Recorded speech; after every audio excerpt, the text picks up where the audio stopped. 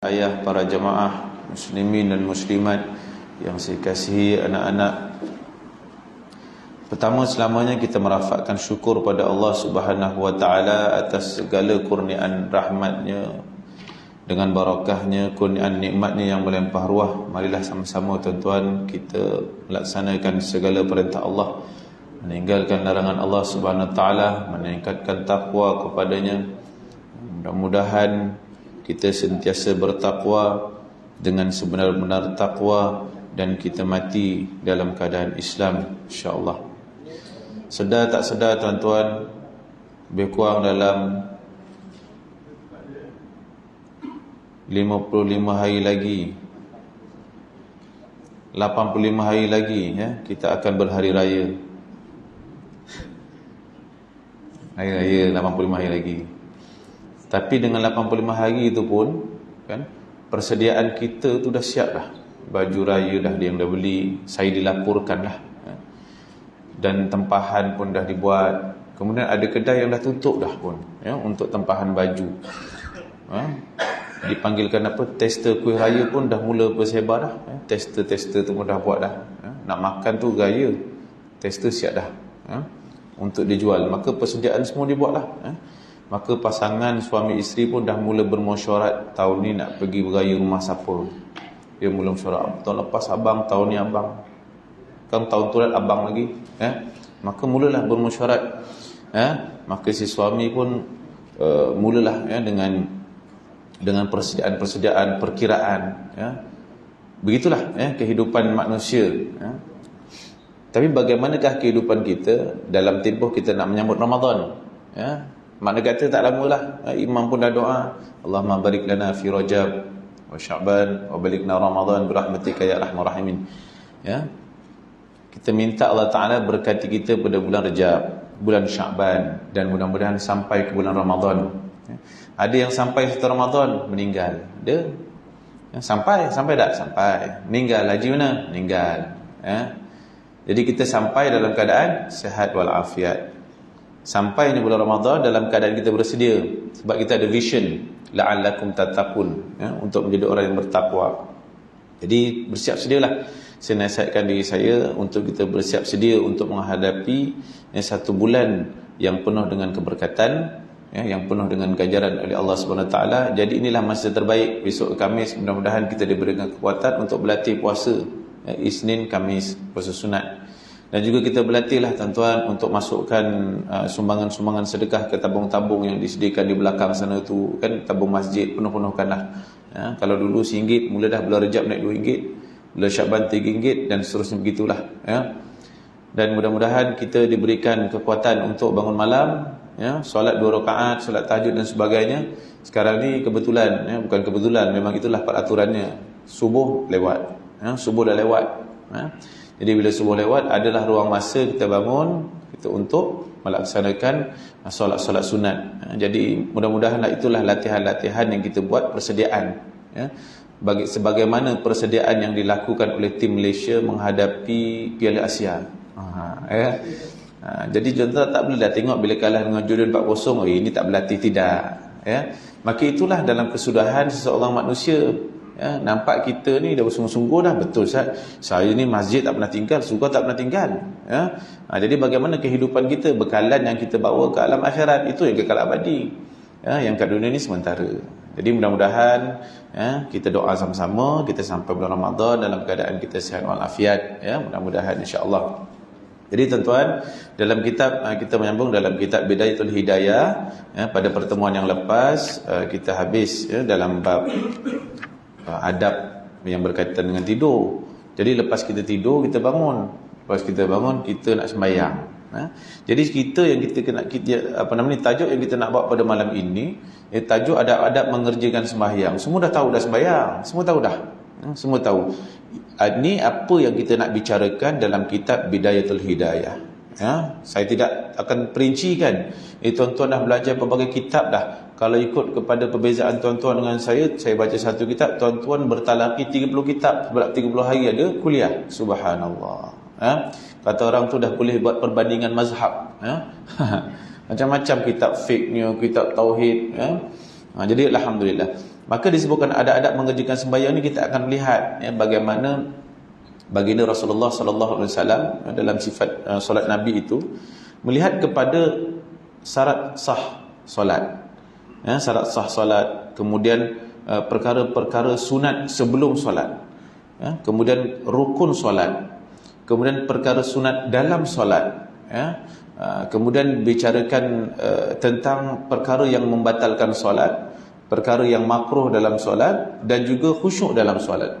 Tetapi bukan dalam bentuk yang terperinci bagaimana kita belajar dalam fiqh manhaji. Itu tuan-tuan belajar dalam satu bab dalam jilid yang pertama, itu panjang. Jadi disebutkan apabila bila saya sebutkan dia punya pembacaan isinya, dia melibatkan perkara-perkara yang saya sebutkan tadi, yang 7 tadi tu. Ada yang kira saya sebut 7 tadi.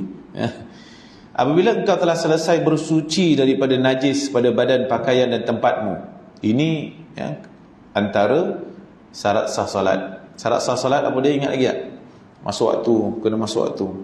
Dia tidak ada bicara dengan dalam ini, tetapi disebutkan antara perkara-perkara yang berkaitan, menghadap kiblat, kemudian suci daripada hadas, suci daripada najis, kemudian suci daripada hadas, tutup aurat. Itu antara syarat sah solat. Lengkap, maka sah solat. Maka, dan engkau telah suci daripada hadas, dan setelah engkau menutup aurat daripada lutut sampai ke pusat. Ini untuk lelaki. Kemudian yang perempuannya pula ke semua anggota badan kecuali muka dengan tapak tangan. Jadi bermakna disebutkan di sini bagaimana dalam keadaan kita menutup aurat itu, begitulah auratnya berada di luar. Seluruh anggota badan bagi perempuan kecuali muka dengan tapak tangan, dengan tangan ni lah. Laki mudahlah begitu. Laki ni kalau sembahyang dia memakai kain, pakai t-shirt, sah. Cuma jangan dalam keadaan kita pakai t-shirt kemudian nampak pula bila kita sujud rukuk, nampak. Pakai t-shirt pendek, kan? Bila kita rukuk nampak belakang, nampak aurat. Jadi berhati-hati dalam kita berhadapan dengan Allah Subhanahu Wa Taala. Macam mana cantiknya kalau macam malam ni kan cantik semua kan, kemas semua. Ini pakaian surau, biasalah. Kalau tuan-tuan pergi ke Mekah pakai macam ni tak? Tak, Mekah pakai Mekah lah, sak jubah lah. Ni pakai Malaysia kan, nampak? Contoh kan. Kalau tuan-tuan pakai kain kan Malaysia, contoh kan, identity, contoh kan. Tapi syarat sah solat. Maka hendaklah engkau menghadap kiblat dalam keadaan berdiri dan merenggangkan sedikit di antara dua kaki, dan berilah dengan tegak, kemudian baca olehmu surah An-Nas sampai akhirnya. Disebutkan dekat sini surah An-Nas inilah sunat sebelum solat. Tak baca boleh tak Ustaz? Boleh. Ini duk ceritanya kemuncaknya kita nak dapatkan khusyuk dalam sembahyang. Jadi bila kita lihat kadang imam ataupun kita sendiri, kita baca surah An-Nas, Qul a'udzu birabbin nas sampai habis. Sebab kita tak nak datanglah was-wasnya. Kenapa dia kata engkau baca surah tersebut dengan niat membentengkan diri, nak bentengkan diri itu daripada syaitan, daripada gangguan syaitan yang menantangkan was-was itu. Maka hendaklah dia kata, hendaklah engkau fikirkan bahawa engkau sedang berdiri di hadapan Tuhanmu. Kita solat tu kebiasaannya memanglah bila dah solat macam-macam boleh fikir. Kata orang tu kunci pun boleh jumpa lah kalau hilang. Jadi berfikir di hadapan Tuhanmu, engkau bermunajat dengannya, maka hendaklah engkau malu sekiranya engkau bermunajat kepadanya dengan hati yang lalai dan dada yang penuh serabut dengan was-was dunia. Jadi bermakna clearkan dulu bab was-was tu sebelum kita nak menunaikan solat. Jadi bukannya ketika nak solat tu, ni sebelum nak solat ni. Jangan ketika nak solat tu baru dia nak hilangkan. Allah Astaghfirullahalazim. Kan? Hilangkan dulu. Buang dulu baru ni kan. Allah kan, takut orang sebelah kan menampar pula kan ni kan. Sabar. Hilangkan dulu was-was tu. Ada orang yang datang was-was tu, termasuk yang ambil wuduk pun ada. Bukan sembahyang je ambil wuduk. Dah ambil wuduk rasa macam kentut lah, ambil lagi. Kau dia buka baju biar semua kena air. Jadi dalam bab solat ini, jaga bisikan syahwat itu dan juga hawa nafsu. Jadi berhati-hati. Tu kadang solat, bila kita solat bersendirian, solat yang sirs, yang bacaan senyap Zuhur main sendiri, 3 ke 4 ke dah 5 ni, ya. Dia bila rakaat pertama dia dah tumpu dah, rakaat kedua ketiga dia dah goyang dah, jadi 3 ke 4, maka ambil yang kurang 3 untuk kita melengkapkan, ya. Sama jugalah dalam bab tawaf pun selalu orang lupa. Tu sebab kata, Ustaz, macam mana nak tahu tawaf ni? Ada orang dia kata dia guna tasbih yang 7, ada orang guna getah, ada orang guna macam-macam lah dia punya kaedah dia dengan mengisi doa sebagainya, sebab nak bagi dia tak lupa, ya? Nak hilangkan rasa was-was tu. Jadi nak hilangkan kepada was-was dunia itu. Dan ketahuilah bahawa Allah Subhanahu Wa Taala mengetahui segala rahsiamu dan melihat ke dalam hatimu, dan ia hanya menerima sembahyangmu yang khusyuk dan penuh rendah diri Allah. Ya, mudah-mudahan Allah Taala terima solat kita. Dah lama dah kita solat ni, ya, 50 tahun, 60 tahun. Maka sembahlah Tuhanmu seakan-akan engkau melihatnya, dan jikalau engkau belum mampu berbuat demikian, tanamkanlah dalam hatimu bahawa sebenarnya Tuhanmu melihat segala perbuatanmu, ya. Allah melihat apa yang kita buat, Allah mengetahui apa yang kita Allah mendengar apa yang kita cakap, ya. Allah mengetahui apa yang kita sedang fikirkan, semua Allah tahu. Jadi bila kita ada konsep demikian, kita solat dalam keadaan kita hilang daripada was-was dan khusyuk kepada Allah Subhanahu Wa Taala. Maka dia kata, apabila hatimu masih tidak mahu hadir, tak boleh juga Ustaz, tak boleh gila Ustaz, tak hadir, hati itu tidak hadir, ya, nak melaksanakan solat, dan anggotamu tidak tenang, maka ini adalah berpunca daripada kurangnya makrifatmu, yakni pengetahuan terhadap kebesaran dan keagungan Tuhanmu, ya. Cuba kau bayangkan jika ada orang yang soleh daripada keluargamu yang sedang memperhatikan dan meneliti sembahyangmu. Dia suruh bayangkan ni, kalau ada orang yang soleh ni yang sedang tengok kita sembahyang, ya. Kalau kat sekolah tu ada ustaz, ustazah, dia akan cek rukuk tu betul kan, sujud tu betul kan, ya. Begitu juga kita bila melihat kepada anak dan cucu, dia dah tahu dah, kat sekolah belajar, bagaimana kat rumah, tengok dah solat tak? Dah. Bagaimana dengan solatnya? Adakah solatnya dengan kesempurnaan? Bagaimana dengan bacaan Al-Fatihahnya dan juga rukun-rukun kaulinya? Sekali-sekala cek, ya.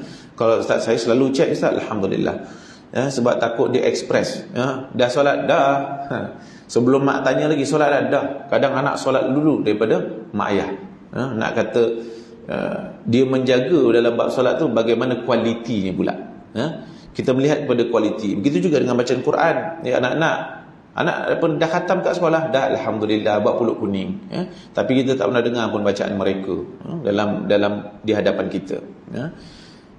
Kemudian oleh itu, kembalilah engkau menasihati dirimu dan katakan padanya, ya, kepada diri ni, ya. Dalam kitab ni disebutkan, wahai nafsuku, tidakkah engkau merasa malu kepada Allah Tuhanmu yang menciptakanmu? Ini soalan-soalan ataupun pertanyaan muhasabah diri.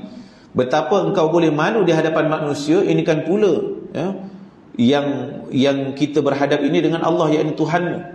Apabila manusia ini meneliti sembahyangmu, engkau boleh khusyuk, ya. Manusia kalau kita tengok, ada orang tengok, kita pun, hai, orang tengok ni kan sembahyang betul-betul, kan.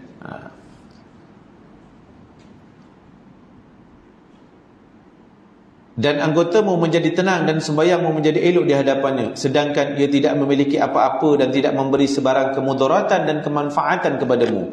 Kemudian betapa engkau tidak malu kepada Allah Tuhanmu yang mengetahui segala rahsiamu, dan betapa engkau tidak merasa takut kepada kebesarannya. Apakah Allah Ta'ala itu lebih hina pada pandanganmu daripada salah seorang hambanya? Maka alangkah besarnya kezalimanmu, dan alangkah bersangatannya jahilmu, dan alangkah besarnya permusuhanmu terhadap dirimu sendiri, ya. Ini suatu ayat-ayat motivasi dan cabaran kepada kita. Bagaimana kita berhadapan dengan manusia. Kadang-kadang orang lebih takut dengan makhluk, dengan manusia. Kenapa awak solat? Takut kena marah. Kalau tak solat ni mak marah ni, kan. Bila kita bangunkan anak pagi-pagi, nak bangun pagi pergi sekolah, maka kita bertukar sekarang, nak bangun pagi solat subuh, ya. Jadi bangun pagi itu, dia ingat bangun pagi itu awal bukan hanya pergi sekolah. Bangun pagi yang pertama dia perlu fikirkan ialah berhadapan dengan Allah Subhanahu Wa Taala, ya. Jadi persepsi itu maka kita berikan kepada anak-anak, ya, supaya mereka ini lebih takutkan Allah Subhanahu Wa Taala dengan kita menceritakan kebesaran kepada mereka. Habis siapa yang nak ceritakan kepada saya, Ustaz? Inilah antara persoalan-persoalan yang ditanyakan kepada diri, kepada hati kita. Bagaimana pandangan kita dengan manusia yang kita boleh berikan sepenuh hati, sedangkan kepada Allah Subhanahu Wa Taala kita memberikan sebahagiannya sahaja. Maka rawatlah hatimu dengan cara-cara seperti ini. Barangkali pada satu masa nanti ia akan khusyuk juga, disebutkan kita satu hari insya-Allah akan khusyuk. Dan sebenarnya engkau tidak akan memperoleh apa-apa yang dalam sembahyangmu kecuali sekadar mana yang engkau khusyuk padanya. Adapun sembahyang dikerjakan dalam keadaan lalai dan lupa, maka sebenarnya sembahyang itu sendiri masih perlu kepada istighfar, mohon keampunan dan kifarah bagi menyempurnakannya. Jadi kita tak tahu, kadang-kadang memang penilaian solat kita ini di sisi Allah Subhanahu Wa Taala. Tapi kita yakin, bila cuba kita lihat dalam keadaan kita berjamaah, solat berjamaah kan, kita dengar imam, kemudian kita ikut kan, alhamdulillah. Kita kalau itu yang mendapatkan khusyuk, maka teruskan dengan berjamaah, untuk mendapatkan solat berjamaah itu. Ustaz, saya bila berada dalam jemaah ni, alhamdulillah saya dapat hadirkan hati saya, seolah-olah Allah melihat saya sembahyang. Alhamdulillah. Mencari apa jua perkara yang boleh mengatakan dan merawat hati kita agar kita bersedia hati kita untuk berhadapan dengan Allah Subhanahu Wa Taala. Maka dah hadir hati kita, jangan lupa engkau ni dah hadir hati ni, nak sembahyang ni, dah cukup lengkap dah hilang dah was-was semua, dah hilang segalanya, maka baca iqamat walaupun jikalau engkau hanya sembahyang sendirian. Dan apabila engkau sembahyang berjamaah, maka hendaklah engkau azankan kemudian diikuti dengan iqamah, lalu engkau berniat, maka kata olehmu di dalam hatimu, inilah contohnya lah, usolli fardhu zuhri lillahi ta'ala, nak sembahyang. Mana kata tadi itu dah hadir hati itu dalam keadaan tidak was-was, sudah tidak ada, maka bersedia kita untuk mendirikan solat. Maka kita pun sedia untuk mendirikan solat. Kalau seorang pun iqamah, kalau dia berjamaah azan dan iqamah. Maka dan hendaklah niat ini hadir di hatimu. Niat nak sembahyang ni hadir di hatimu. Engkau takbir dan jangan sampai niat itu hilang sebelum engkau selesai daripada lafaz takbir. Tuan-tuan, niat solat, niat di dalam hati, lafaz niat, lintasan niat. Jadi jangan baca niat dalam hati kan, saja aku sembahyang fardu maghrib 3 rakaat mengikut imam tunai kerana Allah Ta'ala. Kalau baca tu panjang takbirnya tu kan, Allah tak selesai, maka lintasan itu solatnya apa? Nanti ya orang tak masuk-masuk tu, sahaja aku sampai waktu maghrib, tak masuk, dia tak masuk. Yakin kita berdiri tu, kita nak solat apa? Dah hadir dalam hati dia, teruslah bertakbir. Dan angkatlah kedua tanganmu ketika takbir itu sehingga sampai membetuli kedua bahumu, sedangkan tanganmu itu terbuka dan jari-jarinya terhurai, terbuka. Kemudian disambung, dan janganlah engkau memberatkan dirimu untuk menghimpunkan jari-jarimu atau memisahkannya. Saya baca dulu ya. Dan angkatlah kedua tanganmu sehingga kedua ibu jarimu membetuli bahagian bawah daripada kedua telingamu. Telinga orang biasa. Maksudnya kalau kita sembahyang tu kan, yang laki ni Allahu Akbar kan, bermakna di telinga orang biasa. Kalau telinga orang luar biasa macam mana? Ada kan yang kat bawah tu kan. Jadi tak boleh lah ada yang panjang tu kan. Jadi tak boleh begini. Ahli kita, saya membaca daripada kitab Bidayatul Hidayah ini. Baik. Maka dia kata membetuli bahagian bawah daripada kedua telingamu, dan hujung jarimu membetuli bahagian atas daripada kedua telingamu. Mana kata jajaran inilah kawasannya. Allah. Maka ketika itulah dia membaca niat itu. Maka tanganmu telah diletakkan di tempat yang telah disebutkan tadi, maka baru engkau bertakbir. Kemudian lalu engkau turunkan kedua tanganmu dengan perlahan-lahan. Dan maksudnya bila kita dah ni kan, bila kita dah berani Allahu Akbar, okey, maksud kita dah bersedia itu, maksud kita dah bersedia ni nak sembahyang ni, bersedia nak sembahyang, Allahu Akbar, kita dah bersedia nak sembahyang. Maka apabila, dan jangan engkau tekan kedua tanganmu ketika engkau mengangkat dan menurunkannya, dan jangan pula engkau tekan kedua tanganmu ke belakang, dan jangan pula engkau tolakkan di sebelah kanan ataupun kiri. Ke belakang, kanan, kiri. Mana ada orang salat begitu tak?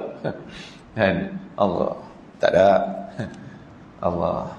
Mana ada kan? Maka begitu ya solatnya, kedudukannya. Dan apabila engkau telah turunkan kedua tanganmu ke bawah, maka hendaklah engkau mengangkatnya semula untuk meletakkannya di bawah dadamu, dan hormatilah tanganmu yang kanan dengan meletakkannya di atas tangan kiri. Ini biasa kita buatlah kan, ya, tangan kiri, tangan kanan, ya. Di mana kedudukan itu? Dia kata, dan buka jari-jarimu, kita buka jari-jari, dan kau meletakkannya membujuri hasta tanganmu yang kiri. Ini hasta ni kan, membujuri dekat kawasan sini, ya. Ada yang tuan-tuan sembahyang macam ni? Tak ada tak? Semua begini kan? Normal lah tu, ya? Oh, saya ke kiri Ustaz, dia kata, ya? Letak kanan, ya, membujuri hasta tangan kiri, dan pegangkan tanganmu yang kanan itu ke pergelangan tangan kiri, ya. Ni kedudukan ketika kita berdiri, ya, mengikut kepada mazhab Syafi'i. Maka bila kita dah letak tu, kita dah dalam keadaan kondisi selesa. Ustaz, saya nampak ada orang kat atas, kat bawah. Itulah ada perbezaan dalam mazhab, ya, kedudukan kita. Oh, saya nampak dekat, saya pergi kat Mekah Ustaz, dia letak dekat sini, letak kat tepi je kan. Lepas tu mentang-mentang baru balik Mekah, dia buat macam tu juga, ya. Kita kena melihat di mana kita berada, ya, dan apakah pegangan kita. Jadi pegangan kita dengan fiqh mazhab Syafi'i itu, ya, maka kedudukan itulah yang telah kita sebutkan tadi, ya. Baik. Maka apabila dah letak tu takbir, maka bacalah doa iftitah. Semua dah hafal dah doa iftitah, tak payah baca lagi dah, ya. Jadi doa iftitah baca, ya, bacalah sampai habis, ya. Allahu akbar kabira sampai habis, ya, dah habis. Kemudian bacalah olehmu isti'azah. A'udzubillahi minasyaitonirrajim. Ni nak start baca Al-Fatihah. Maka dalam Al-Fatihah itulah perlu dijaga, ya. Maka dalam Al-Fatihah itu perlu dijaga tempat tasydidnya, ya, tempat-tempat syaddahnya. Saya tak akan bicarakan, ya, berkenaan dengan berkenaan bacaan ini. Nanti bolehlah tanya Ustaz siapa ada sini? Tahsin Ustaz Syakirin. Ya. Tempat-tempat tasydidnya, ya, tempat syaddah itu dibaca dengan betul, ya. Maka kalau kita rasa tak yakin, kita jumpa dengan tuan-tuan guru, ya, untuk kita perbetulkan bacaan kita, ya. Disebutkan, dan berhati-hatilah membezakan antara huruf dhad dan huruf za, dia kata, ya. Waladhdallin, ini antara yang berlaku yang disebutkan, ya. Waladhdallin, ya. Sedangkan setiap huruf itu ada makhraj, tempat keluar dia, tempat keluar huruf ini, ya. Maka dibaca dengan betul, ya. Maka dah selesai baca itu dalam bacaanmu, dan katakanlah amin selepas baca suratul Fatihah, dan janganlah engkau sambung kalimat amin dengan kalimah waladhdallin, ya. Waladhdallin amin disambung, ya. Maka ketika baca itu, ya, janganlah engkau sambungkan kalimat amin itu dengan kalimat waladhdallin. Dan nyaringkanlah bacaanmu pada suratul Fatihah dan surah yang mengikutinya pada sembahyang subuh, maghrib dan isyak. Biasalah tu, ya. Pada rakaat yang permulaannya, kecuali bila engkau seorang makmum. Jangan makmum pun sibuk juga nak baca kuat daripada imam, ya, bawa tenang, ya. Kalau nak baca kuat lebih daripada imam, duduk depan. Itu sejadah keramat depan tu, ya. Bila duduk sini, imam, ya, macam-macam hafal tu, ya. Bila sampai depan, goyang tuan-tuan. Tuan-tuan cubalah malam ni isyak. Ya. Qul ya ayyuhal kafirun tak habis, pusing tak habis, ya. Itu depan tu bukan main-main tempat. Cakap senang, ya. Sekali-sekala pergi depan kan. Itu sebab bila yang Bilal ni, dia kena tengok imam ada tak. Imam kata okey, baru jadi. Kalau tak, bila pula ni qomat dah buat, toleh kanan tak ada, toleh kiri tak ada, tolak. Bila tolak tu yang kadang-kadang goyang tu kan. Jadi bila kita tolak tu bertenang je, baca je yang biasalah. Alam tarokai pun tarokai lah, Qul huwallahu ahad, cukup, ya. Lagi-lagi subuh ni dah lewat kan, Qul huwallahu ahad ni. Orang nak kerja dah, belakang orang nak Qul huwallahu ahad, dibaginya kan surah panjang 2 muka surat. Ya. Tapi kalau sini semua tengok belakang, kalau semua pencen belaka, okey lah kot, ya. Dan kecuali bila engkau seorang makmum, dan nyaringkan dengan kalimat amin, ya, kalimat amin tu. Okey, selesai dah, ya, baca amin. Ini disebutkan ni. Dan engkau baca selepas surah Al-Fatihah pada sembahyang subuh akan surah-surah dinamakan ya, Thiwalul Mufassal. Ya, apa tu? Iaitu surah yang ada di antara surah Al-Hujurat sampai ke surah Al-Mursalat. Ni yang disebutkan, ya. Dan pada sembahyang maghrib akan surah-surah yang dinamakan Qisarul Mufassal, ya, yang pendek. Itu surah-surah yang ada di antara Ad-Duha sampailah kepada An-Nas. Ni maghrib tak boleh baca panjang-panjang, dia pendek Dan pada sembahyang zuhur, asar dan isya akan surah-surah yang dinamakan Awsatul Mufassal, yang sedang. Apa itu? Surah yang ada di antara surah Amma Yatasaalun sampai ke surah Al-Lail. Ini antara. Tapi tuan-tuan nak baca surah lain pun tak ada masalah, ya. Dan kau baca pada sembahyang subuh dalam pelayaran akan surah Al-Kafirun pada rakaat pertama dan surah Al-Ikhlas. Nak kata pelayaran dalam keadaan kita masa tak mencukupi, kan? Baca surah Al-Kafirun, baca surah Al-Ikhlas. Tapi ambil masa lah sikit. Jangan terus baca, kan jemaah pun tak sempat nak baca, kan? Ambil ruang masa, ya, sebagai seorang imam. Lepas ni kita akan belajar pula dalam bab seterusnya tentang imam dan makmum. Dan janganlah engkau sambungkan bacaan akhir surah dengan takbir rukuk, ya? Tetapi hendaklah engkau pisahkan antaranya dengan sekadar subhanallah, ya? Baca qul huwallahu ahad Allahu samad lam yalid wa lam yulad wa lam yakul lahu kufuwan ahad. Allah berhenti dulu dengan kiraan ada subhanallah, bukan sebut subhanallah, dengan kiraan tasbih itu, ya. Kemudian rukuk, dah selesai. Dan ketika engkau berdiri, hendaklah engkau menundukkan pandanganmu ke tempat sujudmu, kerana yang demikian itu lebih menumpukan perhatianmu dan lebih hampir kepada khusyuk hatimu. Dan jangan sekali-kali engkau menoleh ke kiri atau ke kanan di dalam sembahyangmu. Semua diceritakan, disekalikan yang 7 perkara tadi. Perkara sunat dan juga perkara yang mendatangkan khusyuk, juga perkara yang makruh dibicarakan. Duduk tengok tentang yang baru ni, kan, dia tengok hijau. Kalau biru cantik ni. Dia pergi tengok kanan, pergi tengok kiri, kan, tengok kawan sebelah, bawa tenang. Bila sembahyang, tumpukan perhatian dengan sembahyang kita, ya. Jangan kita pergi toleh belakang, toleh kiri dan kanan.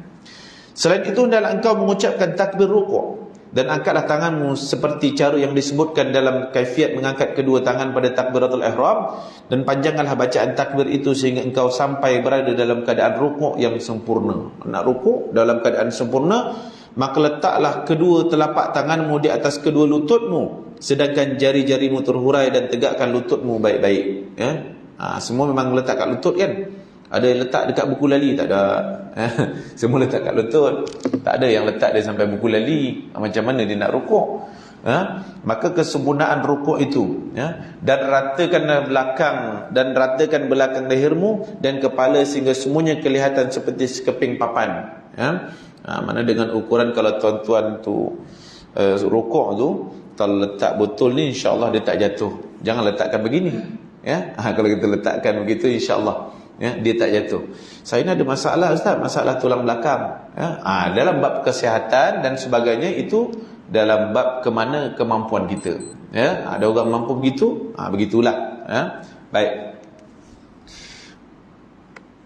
Dan regangkan kedua sikumu daripada lambungmu, sedangkan perempuan tidak berbuat demikian. Bahkan ia merapatkan sebahagian anggota kepada bahagian yang lain. Yang lelaki biasalah kita meletakkan siku dekat lutut dan kita jarak, kan. Perempuan tidak jarak, perempuan kedudukannya, sedangkan perempuan tidak berbuat demikian. Bahkan ia merapatkan sebahagian anggota kepada bahagian yang lain. Dan baca olehmu ketika rukuk, subhana rabbiyal azimi wa bihamdi, ya. Baca sunat 3 kali. Andai kata kalau kita sembahyang bersendirian, maka apabila engkau solat secara bersendirian, maka lebih baik engkau tambahkan bacaan tasbih itu, ya, sampai kepada 7 kali ataupun 10 kali, ya. Ini dalam keadaan dia sembahyang bersendirian. Kalau sembahyang jadi imam, jangan pula kita lebih. Kemudian engkau angkat kepala sampai engkau kembali tegak seperti sebelum rukuk, dan angkatlah kedua tanganmu sambil engkau membaca sami'allahu liman hamidah. Dan apabila engkau berdiri tegak, maka baca olehmu rabbana lakal hamd, ya. Kemudian disambung dalam kitab ini, ya, mil'us samawati wa mil'ul ardi wa mil'u ma syi'ta min syai'in ba'd, ya. Ini yang panjang. Wahai Tuhan kami, bagimu segala pujian sepenuh segala langit dan bumi, ya, dan sepenuh apa jua suatu yang engkau kehendaki selepas itu. Ya. Saya membacakan apa yang ada di dalam kitab ini saja. Ya. Penusuk saya pernah dengar yang lain pun boleh diamalkan. Ya. Apa-apa jua, ya, doa ataupun bacaan yang telah disebutkan. Dan jika engkau sembahyang subuh, maka bacalah kunut ketika engkau i'tidal pada rakaat kedua. Kemudian hendaklah engkau turun, ya, untuk sujud sambil mengucap Allahu Akbar tanpa mengangkat kedua tangan nak sujud tu. Ya. Ustaz kata subuh, tadi maghrib kenapa ada doa kunut? Macam mana tu tuan-tuan nak jawab? Itu kunut nazilah. Ya. Dalam keadaan ada ujian, bencana, sebagainya, maka pemerintah minta kita buat, kita baca. Kita baca kunut nazilah pada rakaat terakhir pada setiap solat fardu. Ya. Jadi nanti isyak pun buat lagi, dan seterusnya. Dan pertama kali ni nak sujud ni, dan pertama kali letakkan lututmu. Ustaz, saya ni tak boleh letak lutut, Ustaz, tercabut nanti. Ya. Ini kita cerita the real story. Ya. Yang sakit yang lain tu ikut keupayaan. Ya. Letakkan dahulu lututmu. Betul tak tuan-tuan? Letak lutut dulu kan? Lutut turun. Setelah itu letakkan apa? Kepala. Jam. Letak tangan. Kan? Maka, ya, letakkan kedua tanganmu dan diiringi dengan dahimu, dan padahal dahi itu terbuka. Makna kata terbukalah, tak ada apa-apa yang menghalang. Ya. Barulah selesa. Dahimu terbuka dan letakkan hidungmu bersama dengan dahimu. Ya, maksudnya kalau kita letak hidung ni kat bawah, confirm dahi kita ni memang kena. Ya. Tapi kalau hidung ni tak kena, bermakna dahi dia tak akan sentuh. Ya. Hidung saya pesek, Ustaz, pesek mesek. Ya. Letak begitu kenalah dahi. Ya, yang mancung lagi kan. Jadi makna kata begitu. Ya. Saya tangan, Ustaz, dah tak larat, Ustaz, apa nama ni, lutut ni. Ya. Di manakah kemampuan kita ketika itu? Silakan. Ya. Jangan pula kepala dulu, lutut tidak turun, kepala tak turun, tangan turun, kepala turun dulu, jam. Ya. Dan renggangkan kedua sikumu daripada lambungmu, dan renggangkan pula perutmu daripada kedua-dua pehamu. Bagi lelaki ni, ya. Dan perempuan tidak berbuat demikian. Ya, ia hendaklah merapatkan sebahagian anggota kepada bahagian yang lain, ya, biasa buat. Dan letakkan kedua tanganmu di atas lantai berbetulan dengan kedua bahumu, ya, dalam keadaan kita sujud itu. Dan janganlah engkau hamparkan kedua hastamu di atas lantai. Dia pergi sembahyang macam ni, ya, waktu buka kan dia letak macam ni, seperti perbuatan anjing. Ya, dia letakkan, ya, tangan dia ni, hasta dia ni letakkan. Ya. Jadi kalau siapa buat sembahyang macam itu, betulkan untuk sembahyang dibuka. Ya. Dan bacalah ketika sujud itu Subhana Rabbiyal A'la. Ya, Subhana Rabbiyal A'la. Ya. Maka engkau baca tasbih ini 3 kali apabila engkau sembahyang berjemaah, dan 7 kali 10 kali untuk kalau kita sembahyang bersendirian. Bangkit, bangun. Ya, sehingga engkau duduk dengan sempurna, dan duduklah di atas telapak kakimu yang kiri, dan tegakkan telapak kakimu yang kanan. Ya, kanan, tegakkan. Dan letakkan kedua tanganmu di atas kedua pahamu. Ya, sedangkan jari-jarimu dalam keadaan terhurai. Ya, tidak digenggam. Maksudnya tidak digenggam. Ya, tuan-tuan duduk apa nama ni? Duduk antara dua sujud ini dalam keadaan terurai, bukan digenggamlah tangannya. Ya, maksudnya begitu. Bacalah Rabbighfirli warhamni warzuqni wahdini wajburni wa'afini wa'fu anni. Ya, bacaan seperti mana yang kita biasa bacakan. Kemudian lalu engkau sujud kali yang kedua seperti kaifiat. Sujud kali kedua, duduk istirahat. Ya, kemudian engkau bangkit pula untuk duduk istirahat pada rakaat yang tidak diiringi dengan tasyahud. Ya. Dan engkau duduk istirahat ni sekejap saja, kemudian engkau berdiri. Maksudnya kalau kita nak bangun tu kan, duduk sekejap untuk sebelum kita bangkit. Ya, sebelum kita bangkit. Azan dulu. Saya habiskan tajuk ni insya-Allah malam ni.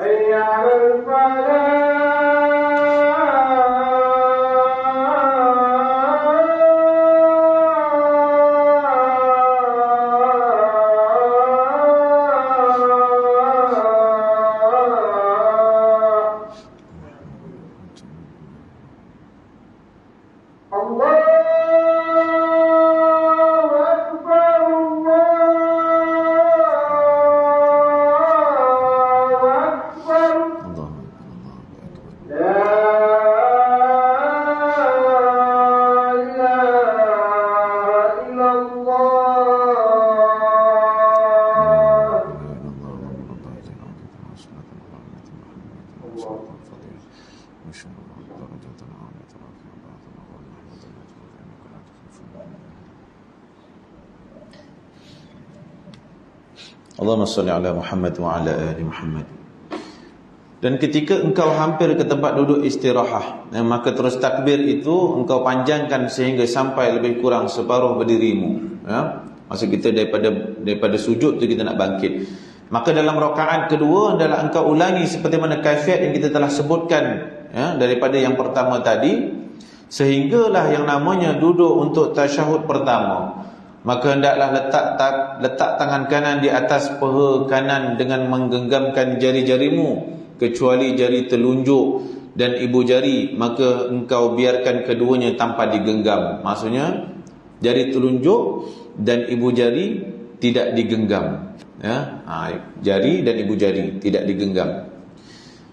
Dan hendaklah engkau mengisyaratkan dengan telunjuk yang kanan ketika engkau mengatakan illallah, ya? Illallah, bukan ketika mengatakan la ilaha illallah, ya, la ilaha illallah.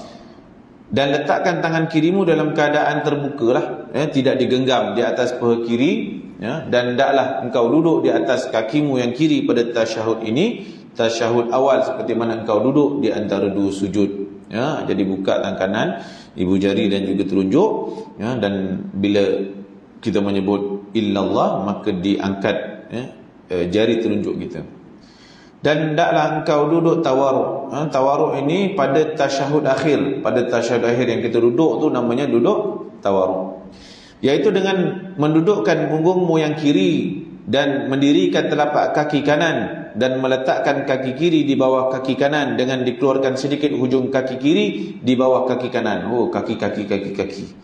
Tapi semualah kita pernah buat. Itulah kedudukannya. Ya, anak bagi tahu je lah, oh, keluar sikit Oh, saya punya tak keluar Ustaz. Barangkali pendek. Ya.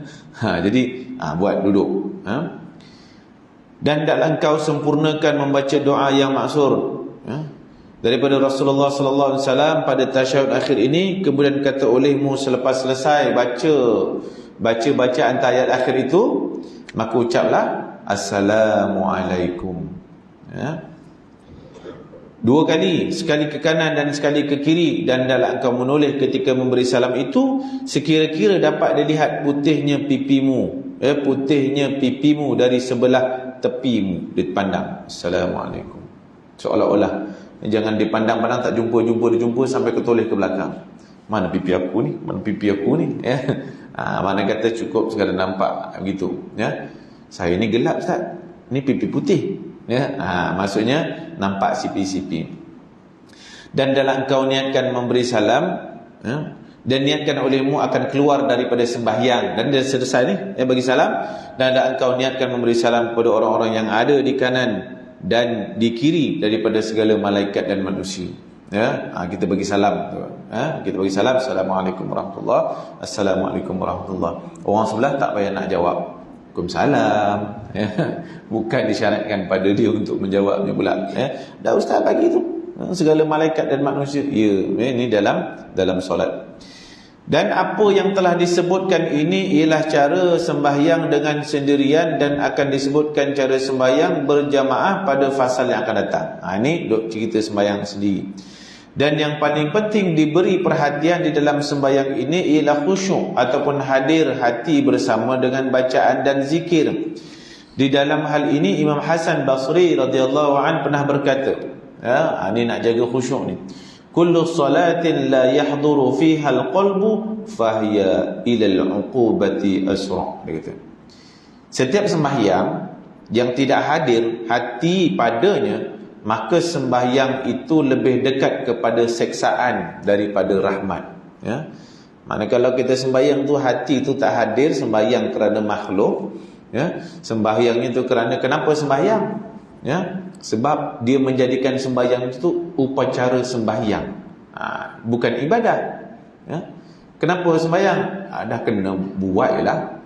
Buat, yang tidak hadir hatinya itu, kerana itulah kewajipan yang ada padanya. Ya.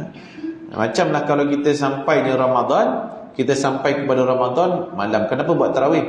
Biasa Ramadan ada tarawih, buatlah. Ya. Bagaimana nak datangkan hadir hatinya? Ibadah itu kerana Allah Subhanahu Wa Taala. Ini kalau aku tak buat tarawih, aku balik rumah mertua, nanti mertua tengok apa menantu tak pergi tarawih. Kerana makhluk. Jadi berhati-hati dalam perkara ini. Kerana bila tidak hadirnya hati itu was-was dan berbolak-balik, ya, maka dikhawatiri ia lebih dekat kepada seksaan. Dan Rasulullah sallallahu alaihi wasallam bersabda, Innal abda la yusalli salah fala yuqtabu lahu minha sudusuha wala ushruha wa innama yuktabu lil abda min salatihi biqadri ma aqala minha. Maksudnya apa? Sesungguhnya seorang hamba itu mengerjakan sembahyang padahal tidak dituliskan ganjaran sembahyangnya itu. Allah, ya. Kita dah solat dah ni, ya, kita dah kerjakan sembahyang, tetapi padahal tidak dituliskan ganjaran sembahyangnya, melainkan hanya 1/6-nya, ya, 1/6 ataupun 1/10 sahaja, dan hanya senya ditulis ganjaran sembahyang seseorang itu mengikut banyak mana yang dia khusyuk di dalamnya. Allah, ya. Maka kita ceklah, ya. Mana lagi, ya? Kita cek, sama ada bagaimana nak mendapatkan khusyuk tu. Benda yang tak nampak, yang boleh dibentuk. Kalau macam kuih tu kita bolehlah buat. Kalau macam berdiri tu, betul lah, nampak dah berdiri tegak tu. Ini khusyuk ni tak dapat, macam mana Ustaz? Kita doalah, mudah-mudahan Allah Ta'ala memberikan kita dan terima amal ibadah kita, solat kita itu solat yang khusyuk, solat yang diterima oleh Allah Subhanahu Wa Ta'ala. Kita sentiasa berdoa, ya Allah, mudah-mudahan kau terimalah solat kami, ya Allah, terimalah solat kami, segala amal ibadah kami. Begitu jugalah solat, puasa. Sedangkan puasa pun hanya mendapatkan lapar dan dahaga, kerana tidak mencapai taraf puasa khususul khusus, puasa yang betul-betul, yang mendapatkan keampunan oleh Allah Subhanahu Wa Taala, yang juga yang bertepatan dengan apa yang telah disebutkan oleh baginda Nabi sallallahu alaihi wasallam. Ibadah-ibadah lain begitu juga, dengan zakatnya, dengan hajinya. Maka kalau kita buat dengan bersungguh-sungguh, maka amal ibadah itu akan diterima oleh Allah Subhanahu Wa Taala. Muslimin muslimat yang dirahmati Allah, tamat untuk tajuk kita pada hari ini, dalam bab adab-adab mengerjakan sembahyang ini. Mudah-mudahan apa yang kita telah sebutkan ini, apa yang telah kita bacakan ini sebagai tambahan ilmu ulang kaji kita dalam kehidupan kita, walaupun kita telah berapa banyak kali mengetahui tentang tajuk yang dibicarakan ini. Jadi saya mohon maaf, ampun dan maaf kepada tuan-tuan dan puan-puan. InsyaAllah kita akan bertemu lagi pada bulan Mei nanti. Bulan depan saya tak dapat hadir, saya umrah. Kemudian bulan Mac puasa. Tarikh kalau ikut tarikh saya itu dua puasa. Kemudian bulan April raya tak dalam kuliah. Raya ke-6. Kalau ikut kiraan tu raya ke-6. Tuan-tuan pun tak mana-mana dah kan. Jadi kalau ikut kiraan tu bulan Mei. Jadi begitulah, saya mohon ampun dan maaf. Mudah-mudahan saya doakan untuk saya dan juga tuan-tuan, mudah-mudahan kita sentiasa diberkati Allah SWT sampai bulan Ramadan dalam keadaan sihat walafiat untuk melaksanakan ibadah pada bulan Ramadan. Itu saja. Mudah-mudahan kita semua diampunkan oleh Allah SWT. Kita tutup dengan tasbih kafarah dan suratul Asr. Bismillahirrahmanirrahim.